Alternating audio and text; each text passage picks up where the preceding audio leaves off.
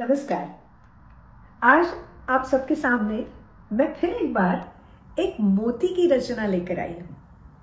मेरी एक रचना खंड जाति की कविता मोती का मोह ये बहुत ही लोकप्रिय हुई, लोगों ने उसे बहुत पसंद किया। ये प्राचीन रचना है। मेरे ताल गुरु विद्वान पखावजी पंडित रामदास शर्मा जी, इन्होंने मुझे ये रचना दी है। कई बार ऐसे होता था जब उनकी उम्र हो गई थी, उन्होंने पखवाज बजाना बंद कर दिया था, साथ संगत करना बंद कर दिया था, तब मैं खुद उनके घर पर जाती थी और उनसे कई सारी रचनाएं, उनकी पढ़ंत तालबद्ध रचनाओं की मैं शिक्षा लेती थी। लेकिन कभी कभी उनका मन करता था, मैं उनको प्यार से बाबूजी कहती थी, तो बाबूजी का कभी कभी मूड आ जाता था और जब तालबद्ध रचनाएं खत्म हो जाती थी तो उनके मुखोद्गत इतनी सारी कविताएं थी। पहले जमाने में रिकॉर्डर्स और टेप रिकॉर्डर्स ऐसा कुछ भी नहीं था।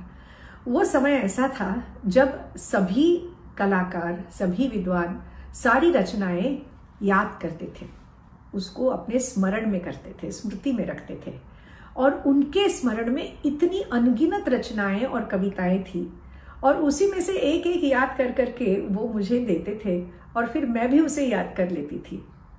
जैसे कि मैंने कहा कि अपने दिमाग पर ही हम ज्यादा निर्भर करते थे, भरोसा रखते थे, ना कि किसी टेप रिकॉर्डर पर। और ये जो मोती है, ये बहुत सुंदर कविता है मोती की। कवि ने इसका वर्णन इस प्रकार किया है कि एक खूबसूरत युवती जिसने नथ पहनी है और उसके नथ में अंत में यहाँ एक मोती जड़ा हुआ है, लाइक अ डैंगलिंग पर्ल। सो एक खूबसूरत युवती के नथ में जड़े हुए मोती का वो वर्णन है। अब मोती तो शुभ्र सफेद है, लेकिन वर्णन इस प्रकार है, नथ मुतिया विद्रुम भयो, विद्रुम यानी जड़ा हुआ, नथ मुतिया विद्रुम भयो, ओट अधर की पाए। ओट मतलब छाया, शैडो, कि उसके लाल लाल होठ है उस युवती के, तो उसके होठों की लाल लाल छाया उस सफेद मोती पर नीचे से गिरी हुई है। नथ मुतिया विद्रुम भयो, ओट अधर की पाए, सो वो नीचे से लाल हो गया है। और नैन सैन गुंजा भयो, उसने आंखों में जो काजल डाला हुआ है वो काजल की काली छाया उस सफेद मोती पर ऊपर से गिरी हुई है। सो नैन सैन गुंजा भयो, यानी कि नीचे से लाल और ऊपर से काला। जिसमें सोना तोला जाता है, वो गुंज जो होता है, वो गुंज की जो सीड होती है वो एग्जैक्टली ऐसे ही होती है कि नीचे से वो लाल और ऊपर से काली होती है। बहुत ही खूबसूरत गुंज रहता है। तो कवि वर्णन ये करते हैं कि जो सफेद मोती था वो गुंज की तरह लग रहा था। क्यों? क्योंकि नीचे से उसके होठों की लाल छाया थी और ऊपर से काजल की काली छाया थी।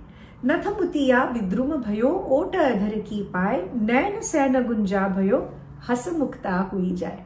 और जैसे ही वो युवती हंस दी तो गुंज की तरह लगने वाला वो मोती उसके दांतों के प्रकाश से फिर से जैसे मुक्त हो गया, यानी फिर से सफेद दिखने लगा। ऐसे ये बहुत ही सुंदर मोती का ये वर्णन है। फिर से सुनाती हूँ। नथ मुतिया विद्रुम भयो, ओट अधर की पाए, नैन सैन गुंजा भयो, हस मुक्ता होई जाए।